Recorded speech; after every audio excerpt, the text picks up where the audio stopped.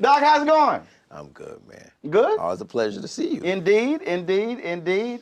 It has certainly been a different world for entertainers the last 18 months, couple of years. And so how have you had to deal with it? Well, like everybody else, one day at a time. And my faith is what's kept me going, man. I mean, people are like, what's next? I'm like, you tell me. You know, we just take it day by day. Mm-hmm. Mm-hmm. And because one of the things that is interesting, I've interviewed numerous entertainers, especially folks who are singers, and you feed off of the energy of the crowd. People ask me the same thing. Given a virtual speech, it's not the same when I'm at that podium and you've got people and you got energy and the anticipation. It's just a whole different animal. Energy is tangible. It's when you don't do it, you don't realize how much, but it's tangible. Like when I'm on stage in certain places, you can actually feel the love, the energy coming back to you. So it's tough. One of the hardest things is making an album, but making it feel good in the studio. When it's just you and a mic, and no lights, and no wardrobe, and no crowd. That's an art form. And it is. I can't tell you how many. It's very interesting. I was listening to. I listened to several Jill Scott records. And I liked them.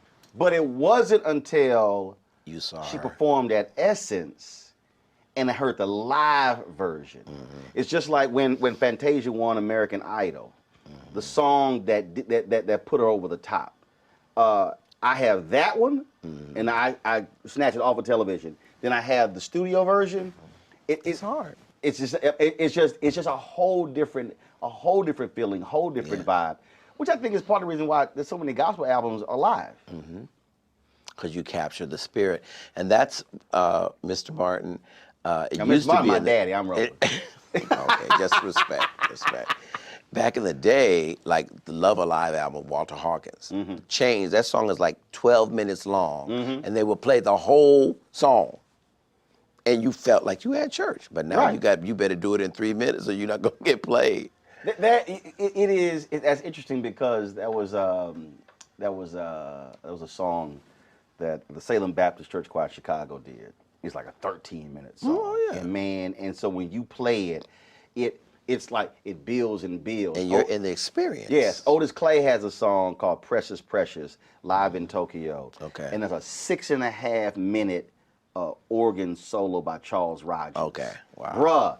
Bruh, and again, you take that, and then, or you take that Sam Cooke live at the Harlem Square Club, and you listen to him bringing it home to me, and Somebody Have Mercy. Yeah. Totally different feeling and sound. And man, you in the car, you just, I mean, that's why I can't really say it because since we in a church, but I have these, I call it these songs. What songs for you, whether they're gospel, whether they're R&B, whether they're whatever, that when it comes on, that's gonna make you just oh yeah, it just hits you. There's a lot of them. There's a lot, and I was talking to someone the other day. I was hearing the song "Stand" by Donnie McClurkin.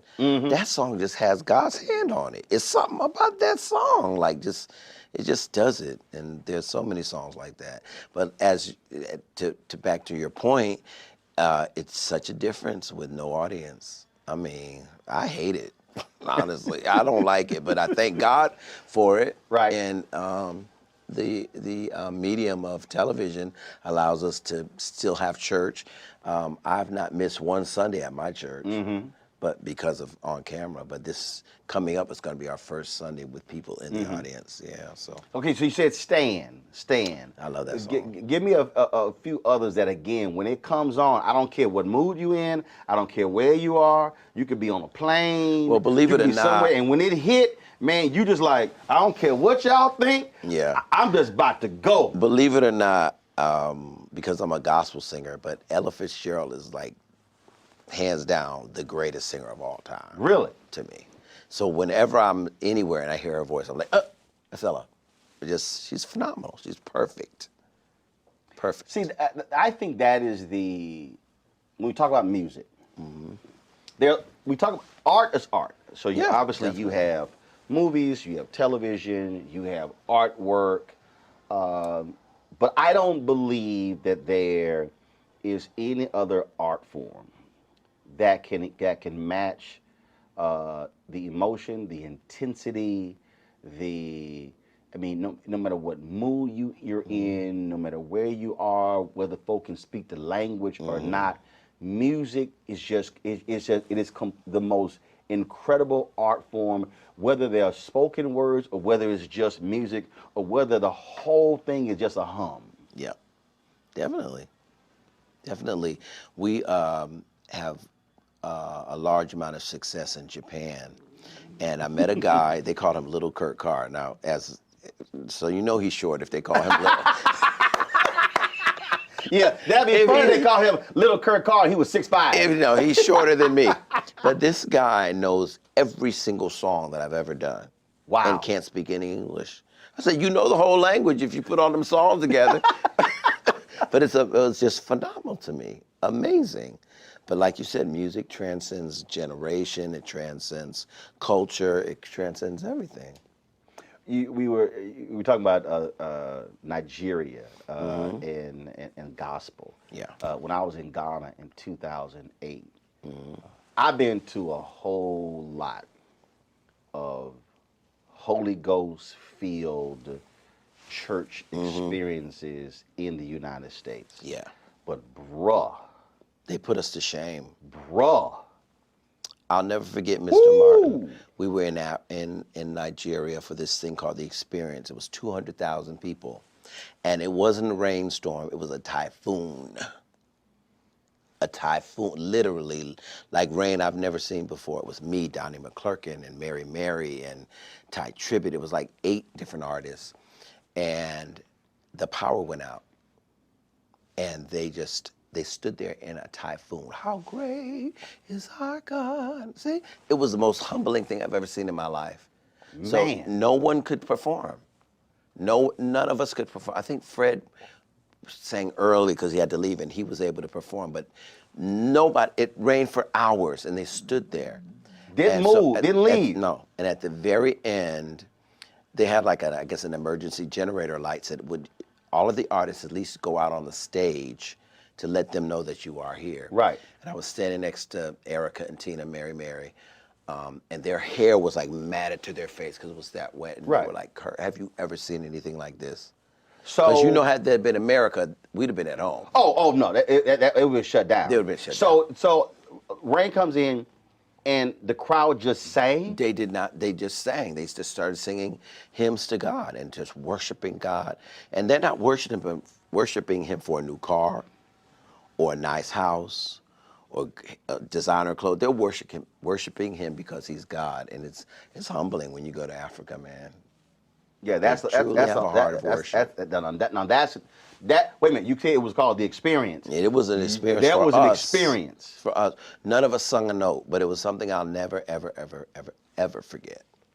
See, that's sort of. I was at what church was I at? It was a church I was at, and the pastor ended up. The choir was so lit. Mm-hmm. They were so on fire that. He never preached a sermon. It literally transitioned from praise and worship, and the experience just continued for the next hour. Mm-hmm. And he talked, and they sang, and it was just unbelievable. It happens. And the reason I want to ask that because you led the choir Fountain of Praise in Houston, and there are a lot of folk. There are a lot of preachers who are like, look, okay, enough, I got to do my thing. Right. But then there are others who understand you allow the Spirit to move, you allow God to move, and if it's flowing, it's flowing. And if the agenda gets changed, it gets changed. But that's when you're in tune with the room and the people in the room. Yeah. Well, I got my start when I was 20 years old. I was music director for James Cleveland. So a lot of people don't know that, but I learned about how to watch the mood in a room and to flow with the spirit. He was a very spontaneous man. Most of the hits that he made were things that just kind of happened. Not planned, all no, organic. just like he would say, high blood, low blood, no blood at all. Like he just had the quickest wit. And I learned a lot of that from him. And then before I came to Houston, I was music director at West Angeles Church in Los Angeles with Bishop Charles Blake. And that's where the Black praise and worship movement started at his church. And so I've learned to just kind of go with the flow. Define that. What is the Black praise and worship Well, movement? before praise and worship started, we had what was called devotion. Where a deacon would get up, oh, I love the Lord, he heard my cry. Well, stuff like that. Or, have you tried Jesus? He's all right. Patrick Henderson, at the leading of Bishop Blake, Patrick Henderson was the minister of music at West Angeles. He and a lady named Judy McAllister came together and took songs that they got from Oral Roberts University, a more Caucasian experience, and they took those songs and blackified them. They put some Lowry salt on them, some onion powder. They put some Tony Chachere's Creole seasoning on it. Sachet, yeah, and Lowry salt. And the first time, I'll never forget, at West Angeles, which is a Church of God in Christ, Judy got up and said, as the deer panteth for the water, so my soul longeth I. The people was looking like throwing rotten egg like the Apollo, literally. And we just kept doing it and kept doing it and kept doing it. And now it's like you can't get away from praise and worship. Well, the thing is, look, I was born and raised Catholic. Okay. And the decision to found the church was in my grandparents' living room. And the reality is, our culture is different. How we walk and how we talk and how we act. To your point, what we retained from the motherland, the beat, the dancing, or as preachers would say, that itching foot of ours, and that to me is something that we should never apologize for. That is what makes us unique and distinct. It is. You cannot have a worship experience in Africa without them dancing. And not just dancing. It's flags. The oldest mother. It's whistles. The oldest mother in the church will be dropping it like it's hot. Just like there's no insecurity about movement. Uninhibited. And no, right. Ain't nobody swear. Well, what so and so think? They like, look, I ain't here for you. And the men out worship the women. Oh yes. It's almost shameful for a woman in Africa, for a woman to praise God as hard as a man. But here, men have different, refinement and everything with regard to worshiping God. But it all comes from the motherland. It does. It does. You mentioned Japan, and it's amazing that a lot of blues artists and soul artists talk about again how black music, if you will, they love it, how it just how other people receive it. What has there been a particular place other than Japan that shocked you in your travels when you went, oh y'all get down with our stuff like this? Not really shocked me that they accept what we do, but a lot of certain countries in Europe, we do a lot of tours in Europe where they would know like the BBB song on a record, not the A songs. They knew, one time we did this fabulous opera house in Italy, and they held up this song. They had posters like, please sing. I was like, oh my God, we've never sung that song before after the record. So here's like, here's a standard playlist. We know what the hits are. No, after I had a song. They go deep. My song, We Lift Our Hands in the Sanctuary, went platinum and made me from being a black artist to being a world artist. Right. And I started opening my thinking to like, it's a whole big world. I toured after James Cleveland passed, I worked with Andre Crouch for like 2 years, which opened my thinking because he stayed in Europe. James Cleveland hated Europe. He liked collard greens and cornbread. Period. Andre Crouch wanted foie gras and, pheasant in Europe and all that. And so going to that realm with Andre, I was like, whoa, it's a big world.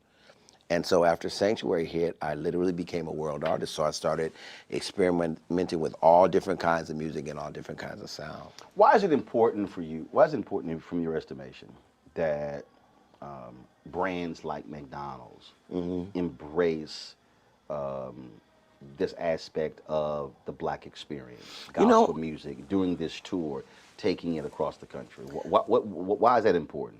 My last CD, and this is not a plug, but my last CD is called Bless Somebody Else. And I did a song with Yolanda and Mary and Smokey and Fred Hammond and John Key and Kiki Wyatt and Faith Evans, like 16 artists came together to do this song about when I'm blessed, I have to bless somebody else. And I think McDonald's, they're putting their money where their mouth is. Not just saying that we embrace the community, but they're showing it. Gospel music, and in particular, is like a staple in the Black experience. And it's a way to ensure that we can all come together, all kinds of people. I've done the tour several times, and it's amazing to see sometimes when we were in certain cities, people will come 2 hours early, standing outside waiting to get in. Some dressed to the nines, some dressed in sweats and stuff, but it's like, you know what, McDonald's is bringing the community together and letting them experience for free what some of them would never be able to afford to see all of us together at one time. But also because you have a lot of companies that, hold up, now you're talking about faith, you're talking about religion, and it's not like when Black folk do gospel, we don't hold back. We don't remove the Jesus, the and J the word, right, the J right. word, the capital J word. Yeah, and that's really, really commendable that they allow us to be who we are. Speaking of who we are, is there? So I love asking this question because you never know what the response is. Is there something or someone that you would love to do something musically with? Does not have to be a gospel artist. That you just really like, man, I would love to do something with this person. I really want to produce Donnie McClurkin next. And we always talk about it. I just feel like my songs have the kind of majesty that his voice carries. I've worked with a lot of people because of my involvement at West Angeles. So I've worked with a lot of celebrities, a lot of things that I'm on that you might not know about. Such as? Well, I've worked with Stevie. Okay. And Gladys. And actually have a publishing credit with Stevie Wonder, which is like nobody does. We did a song for Pinocchio, and he knew me from church. And it was a big hit in Europe, but it never really hit here. And it was a song called Hold On To Your Dream. And I dared to say, I got an idea for the hook. And he was like, oh my God, I love it. So that was an honor. I would love, It's got to be somebody. I'm trying to think. Got to be somebody where you Michael like. Jackson, too late. Well, yeah, too late. Whitney Houston, Too late. too late. I worked with Aretha, got to meet Queen. and know her toward the end of her life. So Queen was amazing. it was great. So, yeah. With you. Oh, no, I don't get paid to sing. I get paid to talk. I get paid to talk. And See, you do it we well, had to so. mix in sort of that's you do it what I well. do. You do it well. I Stay tell in your all the lane. time. Oh no, that's my lane. No, look, my mama, all her sisters, our whole family, we sang, we did the choir stuff, but no. That was Celine Dion. ooh. I want to write a song for her. Have you ever met her? I've never met her. And I've seen her like 5 times. I think that she's probably the most perfect singer that's on earth today. Not soulful, I'm not, comparing her to anybody else, but as far as the instrument is perfect. So she has a Black background singer, right? So I was like, everybody black pretty much knows who I am, right? So I walked up and he said, "Hello, I am from France." So he didn't know me. So I've never met her yet. All right, so we gotta figure out. So you never met her. You love to write a song for Celine Dion. Write a song for her. See, I gotta think who Like, who knows knows Celine Dion. And Beyonce. I think I would like to. I think Beyonce should do an inspirational song. Okay. And we used to be neighbors. She lived before the split up of Destiny's Child. They lived across the lake from me, so I would see her all the time. She's really, really, really a beautiful person. So you need to run that by her. I know. Okay. So here's the deal. So Steve Payman is her COO of the company. Okay. So I'm gonna hit Steve. Cool. Then I would love that. gotta figure out who knows Celine Dion. I don't know. Maybe Lionel Richie knows Celine Dion. I gotta figure that one out. Okay. So we'll see we can make that arrangement. There you go. So we can make that arrangement. Last question for you. And that is, And I'll buy you a African outfit. ain't no thing. Ain't no thing. I'll fly you to Africa and pick one out yourself. That not a problem. That ain't a problem. I'm gonna figure out who knows Celine Dion. Yeah. I'm gonna figure out who knows Celine Dion. I'm trying to think who else. Who else would be in that space? Yeah, I think Lionel Richie probably. Out of all people Probably I know, so. Probably so. Lionel probably knows Celine Dion. He probably knows Celine Dion. What you think? Y'all think that? Hold on. Let me do this here. Let me see what time. I don't even go ahead and since you just you trying to challenge me, Carr. You trying to challenge me. So I don't know what. Let me go see if you know. It was the Clark sisters, but I just did them. Clark sisters. Yeah, I have a new song with them that's about to come out. I'm gonna see if Lionel pick up the phone. So if he don't pick up the phone, we're gonna shoot a video. Okay. We're gonna shoot a video, and that'll do it. Well, see, knowing him, he's somewhere. Will he answer the phone saying, "Hello"? He's somewhere in you. He might be in the Middle East. Is he gonna answer the phone saying, "Hello"? He might be. Is it me you're looking no. for? He will answer. He will answer. What up, frat? Lionel Richie's an alpha. Yes, I know. All right, we're gonna do this video right here. Cool. Okay, so Lionel, I'm interviewing Kurt Carr. Hey, Mr. Richie. So Jesus is love. and Jesus is an alpha. He's a Sigma. And so we're sitting here. He says he would absolutely, out of all the artists, he would love to write a song for Celine Dion. I figure out all the people I know, you probably know Celine Dion. But if you do know Celine Dion, we need to hook that up. But you probably need to also do something with Lionel. Hey, but Jesus is love too. so there you go. So let me know. Hit me back, frat. And yes, let's hook a Sigma up. Let's show. I was actually listening to the song recently. That track is great. The way it builds, it's perfect. It's a great song, timeless. Well, you let us know. You hit me back, and then we'll see if we can hook that up. I think I'm gonna bring that song back. I'm gonna do it. I'm gonna do it in church. Okay. I'm gonna bring it back. All right. Holla.